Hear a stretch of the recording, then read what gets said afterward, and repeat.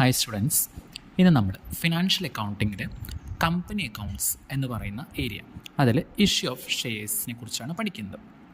അപ്പോൾ അതിൽ നമുക്ക് ആദ്യം ഫിനാൻഷ്യൽ അക്കൗണ്ടിങ്ങിൽ എന്താണ് ഒരു കമ്പനി എന്ന് പറയുന്നത് എന്നറിയണം അല്ലേ. ഒരു കമ്പനി എന്ന് പറയുന്നത് നമുക്കറിയാം, ഒരുപാട് ഫോംസ് ഓഫ് ബിസിനസ് ഉണ്ട്, അല്ലെങ്കിൽ ഫോം ഓഫ് ബിസിനസ് ഉണ്ട്. സോൾ പ്രൊപ്രൈറ്റർ അല്ലെങ്കിൽ പാർട്ട്ണർഷിപ്പ്, ജോയിൻറ്റ് വെഞ്ചേഴ്സ്, അസോസിയേറ്റ് കമ്പനികൾ, അങ്ങനെ അത്. അപ്പോൾ നമ്മൾ കമ്പനി എന്ന് പറയുന്നത്, അല്ലെങ്കിൽ അതിൻ്റെ പൂർണ്ണരൂപം എന്ന് പറയുന്നത് ജോയിൻറ്റ് സ്റ്റോക്ക് കമ്പനി, അതായത് ആളുകളുടെ എണ്ണം അല്ലെങ്കിൽ ക്യാപിറ്റൽ കോൺട്രിബ്യൂഷൻ്റെ അടിസ്ഥാനത്തിൽ ഒരു വലിയ സ്ഥാപനം, അതാണ് നമ്മൾ കമ്പനി എന്നുള്ളത് ഉദ്ദേശിക്കുന്നത്. അപ്പോൾ അവിടെ കമ്പനിക്ക് കൃത്യമായിട്ടുള്ളൊരു ഡെഫിനിഷൻ കമ്പനീസ് ആക്റ്റിൽ തന്നെ കൃത്യമായിട്ട് നിർവചിച്ചിട്ടുണ്ട്. കമ്പനീസ് ആക്റ്റിൽ കമ്പനീനെ ഡിഫൈൻ ചെയ്തിരിക്കുന്നത് ഇങ്ങനെയാണ്: company means A company incorporated under this act or any previous company law. അല്ലേ, ഒരു കമ്പനീസ് ആക്ട് പ്രകാരം അല്ലെങ്കിൽ പ്രീവിയസ് ഏതെങ്കിലും ലോ പ്രകാരം ഇൻകോർപ്പറേറ്റ് ചെയ്തിട്ടുള്ള ഒരു കമ്പനീനെയാണ് നോർമലി എന്ത് പറയുന്നത്, ഒരു കമ്പനി എന്ന് പറയുന്നത്. സോ അതോടൊപ്പം തന്നെ a company is an artificial person created by law that has a separate legal entity, a perpetual succession and a common seal and has a limited liability. ഇത്രയും ഫീച്ചേഴ്സാണ് കമ്പനിക്ക് മെയിൻ ആയിട്ടുള്ളത്. ഇപ്പോൾ ഒരു കമ്പനി എന്ന് പറയുന്നത് ഒരു ആർട്ടിഫിഷ്യൽ പേഴ്സണാണ് അല്ലേ, നിയമാനുസൃതമായിട്ട് രൂപീകരിച്ചിട്ടുള്ള ഒരു സ്ഥാപനമാണ് കമ്പനി എന്ന് പറയുന്നത്. അതിനൊരു സെപ്പറേറ്റ് ലീഗൽ എൻറ്റിറ്റി ഉണ്ടായിരിക്കും, ഒരു പെർപെക്ച്വൽ സക്സഷൻ, ഒരുപാട് കാലത്തേക്ക് വേണ്ടി നമ്മളൊരു കമ്പനി സ്റ്റാർട്ട് ചെയ്യുന്നത്. അതേപോലെ തന്നെ കമ്പനിക്ക് ഒരു കോമൺ സീൽ ഉണ്ടായിരിക്കും. അതേപോലെ തന്നെ കമ്പനിയുടെ ലയബിലിറ്റി എന്ന് പറയുന്നതാണ് ലിമിറ്റഡ് ആണ്. ഒരു കമ്പനിയിൽ നമ്മളൊരു ഷെയർ ഹെൽഡ് ചെയ്യുന്നുണ്ടെങ്കിൽ ആ ഷെയറിൻ്റെ ഫേസ് വാല്യൂ എന്താണോ അതാണ് നമ്മളുടെ ലയബിലിറ്റി എന്ന് പറയുന്നത്. അതിനപ്പുറത്തേക്ക് നമ്മൾക്ക് ആ കമ്പനിക്ക് എന്ത് നഷ്ടമുണ്ടായാലും നമ്മളുടെ കയ്യിൽ നിന്നൊന്നും പോവില്ല. ആസ് എ ഷെയർ ഹോൾഡർ എന്നുള്ള നിലയ്ക്ക് നമ്മളുടെ ഏറ്റവും, അല്ലെങ്കിൽ നമ്മളുടെ ലയബിലിറ്റി എന്ന് പറയുന്നത് നമ്മളുടെ ആ ഒരു എത്രയാണോ നമ്മൾ ഇൻവെസ്റ്റ് ചെയ്തിരിക്കുന്നത് അതാണ്. ഓക്കെ, ഇനി എന്തൊക്കെയാണ് ഒരു കമ്പനിയുടെ ഫീച്ചേഴ്സ്, ഒരു കമ്പനിയുടെ പ്രത്യേകതകൾ എന്തൊക്കെയാണ്? അപ്പോൾ നമുക്ക് കുറച്ചും കൂടെ കമ്പനി എന്താണെന്നുള്ളത് ക്ലിയർ ആയിട്ട് നമുക്ക് മനസ്സിലാക്കും. അപ്പോൾ പരീക്ഷയ്ക്കൊക്കെ നമുക്ക് ചോദിക്കുമ്പോൾ എപ്പോഴും പോയിന്റുകളാക്കി നമ്മൾ എന്ത് ചെയ്യണം, അതിനെ ബ്രീഫ് ചെയ്യാൻ ശ്രമിക്കണം. അപ്പോൾ നോക്കി നോക്കും, ഇവിടെ കമ്പനിയുടെ ഫീച്ചേഴ്സായിട്ട് കൊടുത്തിരിക്കുന്നത് വോളണ്ടറി അസോസിയേഷൻ അല്ലേ, സ്വമേധയാണ് മെമ്പർഷിപ്പ് എടുക്കുന്നത്. ആരും അവിടെ കമ്പൽ ചെയ്യുന്നില്ല. നമുക്കൊരു കമ്പനിയിൽ മെമ്പർ ആവണോ അല്ലെങ്കിൽ കമ്പനിയുടെ ഒരു ഷെയർ വാങ്ങിക്കണോ, നമുക്ക് എന്ത് ചെയ്യാം, ഒരു കമ്പനിയുടെ ഷെയർ സ്വമേധയെ വാങ്ങിക്കാൻ പറ്റും അല്ലേ. വോളണ്ടറി അസോസിയേഷനാണ്, ആരും അവിടെ എന്ത് ചെയ്യുന്നില്ല, നിർബന്ധിക്കുന്നില്ല. ദെൻ സെപ്പറേറ്റ് ലീഗൽ എൻറ്റിറ്റി, ഒരു സെപ്പറേറ്റ് ലീഗൽ എൻറ്റിറ്റി ഉണ്ട്. ഒരു കമ്പനി എന്ന് പറയുന്നത് ഒരു artificial person created by law, അതിൻ്റെ ഡെഫിനിഷനിൽ കൃത്യമായിട്ട് പറയുന്നുണ്ട്. അതുകൊണ്ട് കമ്പനിക്ക് എന്തുണ്ട്, ഒരു സെപ്പറേറ്റ് ലീഗൽ എൻറ്റിറ്റി ഉണ്ട്. ഒരു വ്യക്തി എന്നുള്ളതിൽ നിന്ന് അപ്പുറം മറ്റൊരു ആർട്ടിഫിഷ്യൽ പേഴ്സൺ എന്നുള്ള നിലനിൽപ്പാണ് കമ്പനിക്കുള്ളത്.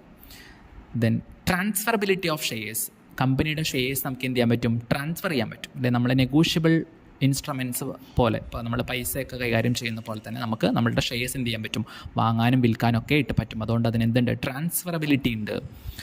ദെൻ പെർപെക്ച്വൽ സക്സഷൻ, കമ്പനിക്ക് ദീർഘകാലത്തേക്ക് നിലനിൽക്കാനുള്ള ഒരു ഇതുണ്ട്. അത് ഒരു ദിവസത്തിനോ അല്ലെങ്കിൽ 2 ദിവസത്തിനോ 1 മാസത്തിനോ വേണ്ടിയല്ല നമ്മൾ കമ്പനി തുടങ്ങുന്നത് അല്ലേ. കമ്പനി തുടങ്ങുന്നത് കുറേ കാലം നിലനിൽക്കാൻ വേണ്ടിയിട്ടാണ്. അതുകൊണ്ട് പെർപെക്ച്വൽ സക്സഷൻ ഉണ്ട്. ദെൻ കമ്പനിക്ക് നമ്മളുടെ ഐഡൻറ്റിറ്റി, നമ്മളുടെ ഇത് നമ്മൾ ചെയ്യുന്നത് നമ്മളുടെ സിഗ്നേച്ചറിലൂടെയാണ് അല്ലേ. അപ്പം നമ്മളുടെ ഒരു വ്യക്തിക്ക് ഒരു സിഗ്നേച്ചർ പോലെയാണ് കമ്പനിക്ക് കമ്പനിയുടെ കോമൺ സീൽ എന്ന് പറയുന്നത്. ദെൻ പെർപെക്ച്വൽ എക്സിസ്റ്റൻസ്, കൃത്യമായിട്ടുള്ള അതിന് എക്സിസ്റ്റൻസ് ഉണ്ട്, പെർപെക്ച്വൽ സക്സഷൻ പറയുന്ന പോലെ തന്നെ. അതേപോലെ തന്നെ ഇറ്റ്സ് എൻ ആർട്ടിഫിഷ്യൽ പേഴ്സൺ, ഡെഫിനിഷനിൽ പറയുന്നത് കൃത്യമായിട്ടും അതൊരു ആർട്ടിഫിഷ്യൽ പേഴ്സൺ ആണ്. കമ്പനിയുടെ മാനേജ്മെൻറ്റ് എന്ന് പറയുന്നത് ബോർഡ് ഓഫ് ഡയറക്ടേഴ്സാണ് കമ്പനിനെ മാനേജ് ചെയ്യുന്നത്. കമ്പനിയുടെ ഹോൾ പവർ വെസ്റ്റ് ചെയ്തിരിക്കുന്നത് കമ്പനിയുടെ ഹോൾ മെമ്പേഴ്സ് അടങ്ങുന്ന ജനറൽ ബോഡിയാണ്. ആ ജനറൽ ബോഡിയിൽ നിന്നും ആണ് എന്ത് ചെയ്യുന്നത്, ഒരു മാനേജ്മെൻറ്റിനെ കോൺസ്റ്റിറ്റ്യൂട്ട് ചെയ്യുന്നത്, ബോർഡ് ഓഫ് ഡയറക്ടേഴ്സിനെ കോൺസ്റ്റിറ്റ്യൂട്ട് ചെയ്യുന്നത്. ദെൻ സെപ്പറേറ്റ് പ്രോപ്പർട്ടി, കമ്പനിക്ക് എപ്പോഴും എന്തുണ്ട്, കമ്പനിയുടേതായിട്ടുള്ള പ്രോപ്പർട്ടി ഉണ്ട്. അത് ആരുടെയും ഒരു വ്യക്തിയുടെ പേരിലായിരിക്കില്ല, കമ്പനിയുടെ പേരിലാണ് കമ്പനിയുടെ പ്രോപ്പർട്ടീസ്, കമ്പനിയുടെ ലയബിലിറ്റീസ് ഒക്കെ എന്ത് ചെയ്യുന്നത്, നമ്മൾ കണക്കാക്കുന്നത്. അപ്പോൾ ഇതൊക്കെയാണ് ജനറൽ ആയിട്ടുള്ള ഒരു കമ്പനിയുടെ ഫീച്ചേഴ്സ് എന്ന് പറയുന്നത്. Voluntary association, separate legal entity, transferability, perpetual succession, common seal ഉണ്ടായിരിക്കും, ആർട്ടിഫിഷ്യൽ പേഴ്സൺ ആണ് കമ്പനിയുടേതായിട്ടുള്ള മാനേജ്മെൻറ്റ് ഉണ്ട് എന്നുള്ള കാര്യങ്ങളൊക്കെ. ഓക്കെ. അപ്പോൾ ഇവിടെ നമ്മൾക്ക് അതേപോലെ തന്നെ നമ്മൾ മനസ്സിലാക്കേണ്ട വേറൊരു കാര്യം എന്താണെന്ന് വെച്ച് കഴിഞ്ഞാൽ, എന്താണ് ഷെയർ ക്യാപിറ്റൽ? നമ്മൾ പലപ്പോഴും പല സ്ഥലങ്ങളിലും കേട്ടിട്ടുണ്ട് ക്യാപിറ്റൽ എന്നുള്ളത്, അല്ലേ. ക്യാപിറ്റൽ എന്ന് പറഞ്ഞു കഴിഞ്ഞാൽ മൂലധനം തന്നെയാണ്, അല്ലേ. ഒരു ബിസിനസ് തുടങ്ങുന്നതിന് ആവശ്യമായിട്ടുള്ള മൂലധനത്തിനെയാണ് നമ്മൾ എന്ത് പറയുന്നത്, ക്യാപിറ്റൽ എന്ന് പറയുന്നത്. അപ്പോൾ ഒരു കമ്പനിയെ സംബന്ധിച്ചിടത്തോളം ഷെയർ ക്യാപിറ്റൽ എന്ന് പറയുന്നത് എന്താണ്, കമ്പനിയുടെ മൂലധനമാണ്, അല്ലേ. അപ്പോൾ അവിടെ ഒരു കമ്പനിയുടെ ടോട്ടൽ വാല്യൂ ഓഫ് ഫണ്ട്, അല്ലേ, കമ്പനി പബ്ലിക്കിൽ നിന്നും റേസ് ചെയ്യുന്ന ഫണ്ട്, അതിൻ്റെ ടോട്ടൽ വാല്യൂവിനെയാണ് നമ്മളെന്ത് പറയുന്നത്, കമ്പനിയുടെ ഷെയർ ക്യാപിറ്റൽ എന്ന് പറയുന്നത്. കമ്പനി എങ്ങനെയാണ് ഈ ഷെയർ ക്യാപിറ്റൽ സമാഹരിക്കുന്നത്? ഷെയർ ഇഷ്യൂ ചെയ്തിട്ടാണ്, അല്ലേ. ഷെയർ ക്യാപിറ്റൽ സമാഹരിക്കുന്ന കമ്പനി ഷെയർ ഇഷ്യൂ ചെയ്തിട്ടാണ്. കമ്പനി ഇപ്പോൾ എത്ര ഷെയർ ആണോ കമ്പനിക്കുള്ള, കമ്പനി എന്ത് ചെയ്യുന്നു, ആ ഷെയർ പബ്ലിക്കിന് ഓഫർ ചെയ്യുന്നു.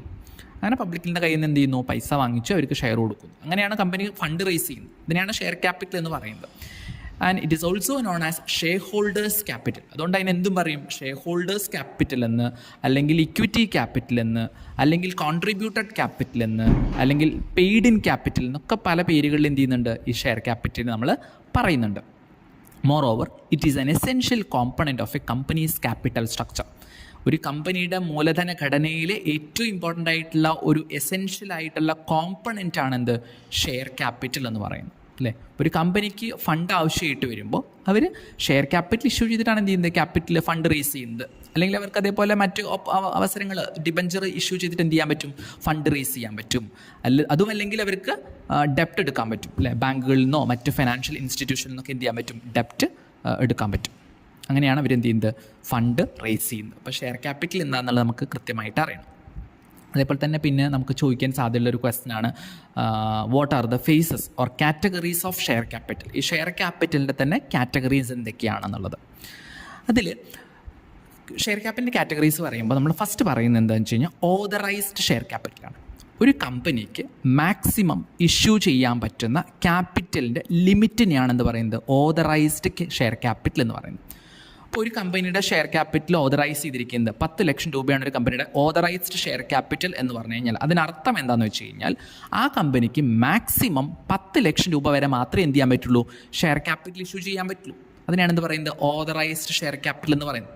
അത് കമ്പനിയുടെ മെമ്മോറാണ്ടത്തിൽ എന്ത് ചെയ്തിട്ടുണ്ടാവും, കൃത്യമായിട്ട് ഡിസ്ക്ലോസ് ചെയ്തിട്ടുണ്ടാവും, അല്ലേ. മെമ്മോറാണ്ടത്തിൽ ഒരു ക്ലോസ് എന്താണ്, ക്യാപിറ്റൽ ക്ലോസ് ആണ്. ആ ക്യാപിറ്റൽ ക്ലോസിൽ കമ്പനിയുടെ ലിമിറ്റ് എത്രയാണെന്ന് സ്പെസിഫൈ ചെയ്തിട്ടുണ്ടാവും. അതിനെയാണ് ഓതറൈസ്ഡ് ഷെയർ ക്യാപിറ്റൽ എന്ന് പറയുന്നത്. ഇനി അതിൽ നിന്നും കുറച്ച് ഭാഗമാണ് കമ്പനി എന്ത് ചെയ്യുന്നത്, ഇഷ്യൂ ചെയ്യുന്നത്. എത്രയാണോ കമ്പനി പബ്ലിക്കിന് വേണ്ടി ഇഷ്യൂ ചെയ്യുന്നത് അതിനെ നമ്മൾ ഇഷ്യൂഡ് ക്യാപിറ്റൽ എന്ന് പറയും. ആ 10 ലക്ഷത്തിൽ 5 ലക്ഷം ഇഷ്യൂ ചെയ്തതാണ്, 5 ലക്ഷമാണ് എന്ത്, ഇഷ്യൂഡ് ക്യാപിറ്റൽ എന്ന് പറയുന്നത്. ഇനി ഈ ഇഷ്യൂ ചെയ്ത ക്യാപിറ്റൽ എത്ര ക്യാപിറ്റലാണ് പബ്ലിക് സബ്സ്ക്രൈബ് ചെയ്തത്, എത്രയാണ് പബ്ലിക് വാങ്ങിച്ചത്, അതാണ് എന്ത്, സബ്സ്ക്രൈബ്ഡ് ക്യാപിറ്റൽ എന്ന് പറയും. അപ്പോൾ 5 ലക്ഷം ഇഷ്യൂ ചെയ്തു, അപ്പോൾ 5 ലക്ഷം ഇഷ്യൂഡ് ക്യാപിറ്റൽ. അതിൽ 4 ലക്ഷം പബ്ലിക് വാങ്ങിച്ചു, അപ്പോൾ 4 ലക്ഷം എന്താണ്, സബ്സ്ക്രൈബ്ഡ് ക്യാപിറ്റലാണ്. ഇനി ഇതിൽ എത്രയാണ് കമ്പനി പേ ചെയ്യാൻ പറഞ്ഞ് കോൾ ചെയ്തിരിക്കുന്നത്. കമ്പനി പൈസ ഒന്നിച്ചിട്ട് വാങ്ങിക്കില്ല, അല്ലേ. ഇൻസ്റ്റാൾമെൻറ്റുകളായിട്ടാണ് വാങ്ങിക്കുന്നത്. ആപ്ലിക്കേഷൻ മണിയായിട്ടും അലോട്ട്മെൻറ്റ് മണിയായിട്ടും കോൾ മണിയൊക്കെ ആയിട്ടാണ് വാങ്ങിക്കുന്നത്, ഡിഫറെൻ്റ് ആയിട്ടുള്ള ഇൻസ്റ്റാൾമെൻറ്റുകളായിട്ട്. അപ്പോൾ എത്രയാണ് കമ്പനി കോൾ ചെയ്തിട്ടുള്ളത്, അതിന് നമ്മളെന്ത് പറയും, കോൾഡ് അപ്പ് ക്യാപിറ്റൽ എന്ന് പറയും. അപ്പോൾ 100 രൂപയുടെ ഒരു ഷെയർ ആണെങ്കിൽ അതിൽ 10 രൂപ ആപ്ലിക്കേഷൻ മണി, 10 രൂപ അലോട്ട്മെൻറ്റ്, ബാക്കി 20 രൂപ അങ്ങനെ സ്പ്ലിറ്റ് ചെയ്തിട്ടുണ്ടാവും. അപ്പോൾ അതിൽ എത്രയാണ് കമ്പനി കോൾ ചെയ്തിട്ടുള്ളത്, അതിനെ കോൾഡ് അപ്പ് ക്യാപിറ്റൽ എന്ന് പറയും. ഇനി പബ്ലിക് അല്ലെങ്കിൽ ഷെയർ ഹോൾഡേഴ്സ് എത്ര രൂപ അടച്ചു, ഈ കോൾഡ് അപ്പ് ചെയ്തതിൽ എത്ര രൂപ കമ്പനിയിലേക്ക് അടച്ചിട്ടുണ്ട്, അതാണ് പെയ്ഡ് അപ്പ് ക്യാപിറ്റൽ എന്ന് പറയുന്നത്. ദെൻ അതേപോലെ തന്നെ മറ്റൊരു കാറ്റഗറിയാണ് റിസർവ് ക്യാപിറ്റൽ. കമ്പനിക്ക് എന്തെങ്കിലും എമർജൻസി വരുന്ന സമയത്ത് എന്തെങ്കിലും ഇതാക്കാൻ വേണ്ടി കമ്പനി മാറ്റിവെക്കുന്ന ക്യാപിറ്റലിനാണെന്ന് പറയുന്നത് റിസർവ് ക്യാപിറ്റൽ എന്ന് പറയുന്നത്. എന്തെങ്കിലും പ്രത്യേക ആവശ്യങ്ങൾക്ക് വേണ്ടി മാത്രം കമ്പനി യൂസ് ചെയ്യാമെന്ന് പറഞ്ഞ് കമ്പനി മാറ്റിവെച്ചിരിക്കുന്ന എമൗണ്ട് റിസർവ് ക്യാപിറ്റലാണ്. അത് ആ സമയത്താണ് എന്ത് ചെയ്യുന്നുള്ളൂ, അത് ഈ ഓതറൈസ്ഡ് ക്യാപിറ്റലിനുള്ളിൽ തന്നെയാണ് വരുന്നത്, അല്ലേ. ഇഷ്യൂഡ് ക്യാപിറ്റൽ കഴിഞ്ഞാൽ ബാക്കിയുള്ള ഭാഗത്തിന് നമ്മൾ എന്തായിട്ട് നമുക്ക് കണക്കാക്കാം, റിസർവ് ക്യാപിറ്റലായിട്ട് കണക്കാക്കാം. അതായത് ഇപ്പോൾ 10 ലക്ഷം രൂപ ഓതറൈസ്ഡ് ക്യാപിറ്റൽ, അതിൽ 5 ലക്ഷം രൂപ കമ്പനി എന്ത് ചെയ്തു, ഇഷ്യൂ ചെയ്തു. അതിനർത്ഥം എന്താണ്, അവിടെ ഒരു 5 ലക്ഷം രൂപയും കൂടെ എന്തുണ്ട്, റിസർവ് ക്യാപിറ്റൽ ഉണ്ട് എന്നാണ് അർത്ഥം. മനസ്സിലായോ?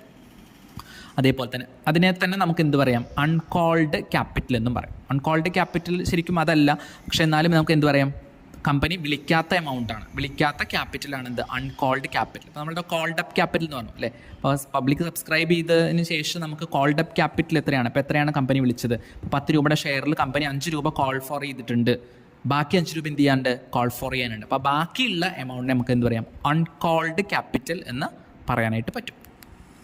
ഓക്കെ, ഇത്രയും ആണ് ഇതിൻ്റെ ഫേസസ് അല്ലെങ്കിൽ കാറ്റഗറീസ് ഓഫ് ഷെയർ ക്യാപിറ്റൽ എന്ന് പറയുന്നത്. ഇതും വളരെ ഫ്രീക്വൻ്റ് ആയിട്ട് പരീക്ഷകൾക്ക് ചോദിച്ചു കണ്ടുള്ള, ഫിനാൻഷ്യൽ അക്കൗണ്ടിങ്ങിൽ ഫ്രീക്വൻ്റ് ആയിട്ട് ചോദിച്ചു കണ്ടുള്ള ഒന്നാണ് what are the categories of share capital എന്ന്. അപ്പോൾ ഈ പോയിന്റുകൾ എന്ത് ചെയ്യുക, നന്നായിട്ട് പഠിച്ചു വയ്ക്കുക.